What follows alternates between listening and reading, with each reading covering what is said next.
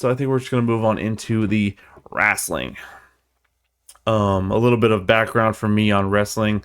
I was late to the party with wrestling. I did not become a fan until 2019. Shout out to Khan again, Khan from 703. I started watching wrestling in his apartment. Him and his wife Sheila, they had me over like every night in 2019.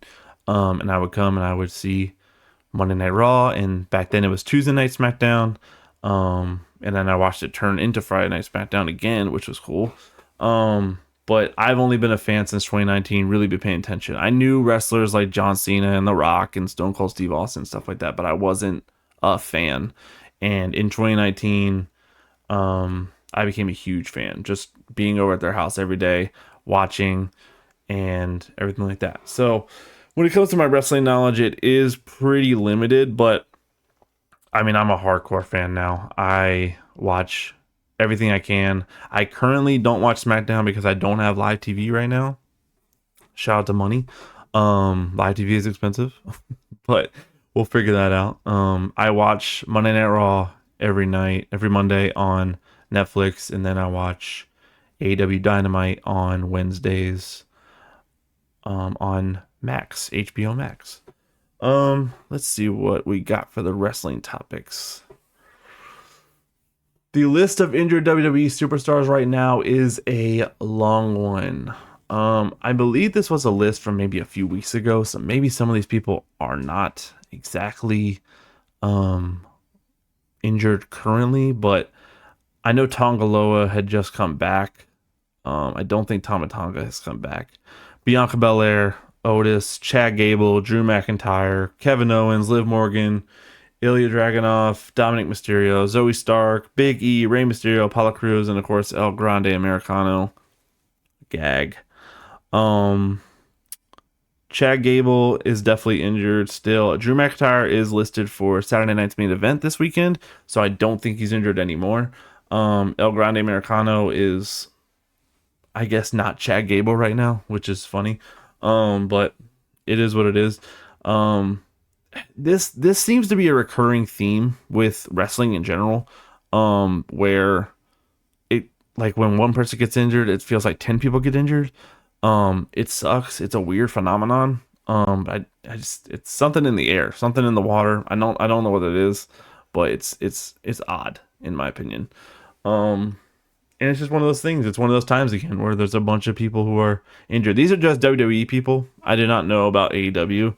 I just saw this, that someone had posted this and figured it was interesting because, again, I've seen that theme, that pattern with injuries. It's like, it just keeps happening. It's very weird. What else is there? Brand new WWE Funko Pops have been announced. I don't think they've been released yet. On top of my wrestling fandom, I am a huge Funko Pop collector. If you can see behind me, this shelf is full of Funko Pops, as well as other things like that wrestling title right there, the Daniel Bryan. There's a bunch of other things on that shelf, but it's mainly, I bought that shelf for Funko Pops. And there's a whole stack of them right here, and it's a lot. The habit is very expensive. The hobby is very expensive, but it's also a habit. So on top of that, I am a huge Funko Pop collector. They got Jade Cargill. They have a CM Punk from the Pipe Bomb. They have a Roman Reigns doing the Superman punch. It looks like that's Damian Priest on the ladder. And then they have DX with, the New Age Outlaws, excuse me, Road Dogg and Billy Gunn. Interesting that they picked Billy Gunn because usually they kind of stay far away from people who are in AEW. I know he's retired now, but still he was the AEW guy for a while there. It is what it is at this point. We'll talk about more about WWE and AEW's dumb shit later. Shout out to Hambone real quick. He's in the chat. What up, Hambone? What up, everybody that's in the chat? What up, everybody that's watching live? I appreciate you. Let's move on to the next topic. AEW has plans to introduce women's tag team championships. The company created them a year ago and have been ready to use them since. Seeing that tagline, shout out to Drainmaker. I follow him. He's a good follow. He has good news on Twitter. He's just a good follow. I'm not understanding why AW would make tag team championships a year ago and have not used them in any sort of way. This logo above it makes me think that there is some sort of tournament happening. I haven't seen any news about that. I could be behind on something like that, but as far as I know, that they have these championship belts. This is not what they look like. This is just the men's belts that were just added to this graphic here. And then I'm assuming they're going to use them soon. I think it's a good idea.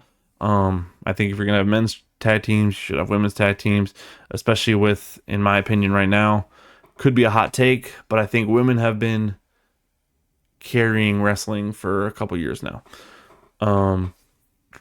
Excuse me. I think women have done a lot better, and I think women have to do a lot more and be better in order to get the same spotlight that I think men in wrestling have, men in any sport have. And I think they've really been doing a huge job. We'll talk about this later, but I'm very excited for Evolution, in all women's WWE PLE. But that's coming up later. What else is next? Reportedly, WWE has issues with The Miz hosting American Gladiators that features AEW talent. As far as I know, Wardlow and Camille are the only two people in American Gladiators, but I feel like there are more. And The Miz is hosting it, and apparently WWE has issues with that. And that's really annoying, because WWE is just so weird about AEW.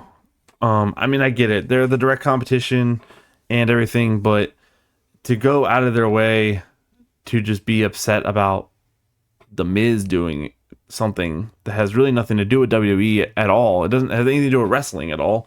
This is just a, bodybuilding, stamina contest. You guys have seen American Gladiators. You know the deal. And it's not a wrestling thing. If it was a wrestling thing, I could probably understand maybe mingling with the competition is a thing, but not when it has nothing to do with wrestling. On top of WWE's business that really has nothing to do with them at all, they've been asking for Happy Gilmore 2 trailers that don't include MJF. MJF plays Happy Gilmore's son in the movie, I believe. I can't wait for this movie to come out, by the way. Because I think it's gonna be really good. Me and my wife actually just watched the first Happy Gilmore. She had never seen it, and I forgot how good that movie is. It's wild to watch in 2025. I'll put that there. But yeah, WWE asking for trailers that don't have MJF in it is wild. I did actually see on this previous Raw that they did show Happy Gilmore 2 trailer. The connection there with that is that Monday Night Raw is being shown on Netflix, and then Happy Gilmore 2 is currently a Netflix movie. And they don't want to show MJF again with the whole AEW not showing the competition thing. I think it's annoying, honestly.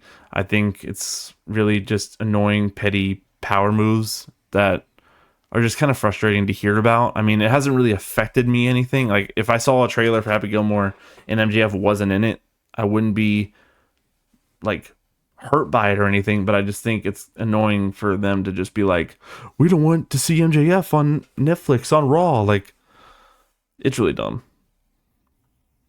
But that's fine. I'm not gonna rag on WWE and AEW or anybody really. I just think stuff like that's stupid. I'm also not a tribalist fan. Fun fact about me, I love AEW, I love WWE. I think they go for different demographics when they do their shows.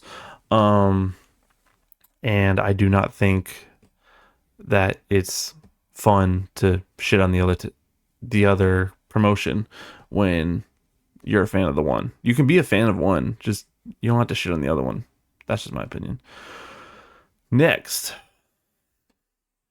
So this is where wrestling blends in with movies in the topic, especially with this week. There's a lot of wrestling / movie topics that kind of blend with each other. The first one being that I recently saw The Iron Claw.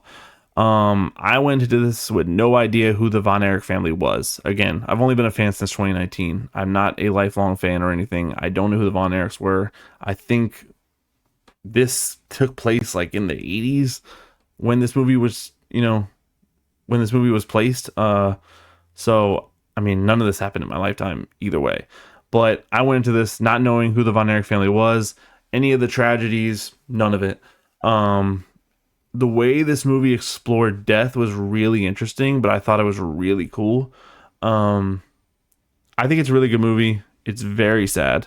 If you don't know the Von Erich family, just know that it's sad. I wish I had someone had told me that this movie was going to be sad before I watched it, because I was not expecting it to be sad. I thought it was going to be a cute little wrestling movie, to be honest. But yeah, it was really good. I was not expecting it to be that good, but I liked it a lot. I'm also a huge Jeremy Allen White fan. Um, as well as Zac Efron's been really good in his adulthood as well. Um, more movie news with wrestling. Jason Momoa and Roman Reigns are in talks to star, but they have actually been confirmed to be starring in the Street Fighter movie. There are this cast is absolutely stacked. With Roman Reigns, I believe he's playing Akuma. I'm not a Street Fighter person. I don't know anything about Street Fighter. I was more of a Mortal Kombat person when it came to street fighting games or fighting games.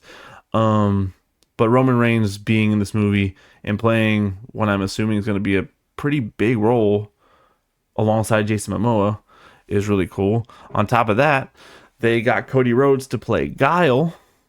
I'm assuming that's how that's pronounced, Guile, in the Street Fighter movie. So you got Cody Rhodes and Roman Reigns both in it. Again, super cool with the wrestlers in the movie there. I'm very excited for the Street Fighter movie. Gonna take a quick pause from Street Fighter to tell you that this next section is my movies and shows section. In this section, I will be going over movies that I've seen recently or shows that I'm currently or have just watched. I'm currently watching a couple different shows right now with my wife and by myself. And then we just watch movies a lot. So I'll be giving movie recommendations as well in this segment. Back to Street Fighter. 50 Cent has also been cast in the Street Fighter movie. He'll be playing Balrog. Again, not sure if I'm getting the pronunciation right. But Roman Reigns, Cody Rhodes, 50 Cent, all in the movie. I believe there's other people in the movie. Hold on. The next is the cast list. There it is. 50 Cent, Orville Peck, Cody Rhodes, Jason Momoa, Roman Reigns. That is Andrew Schultz, the podcaster, playing somebody. David Dalsmachian is also a prominent actor that I've seen a bunch of things from him. They will all be in the Street Fighter movie. So I'm very excited for this, even though I know nothing about Street Fighter. I think it's going to be super cool, just based on the cast alone.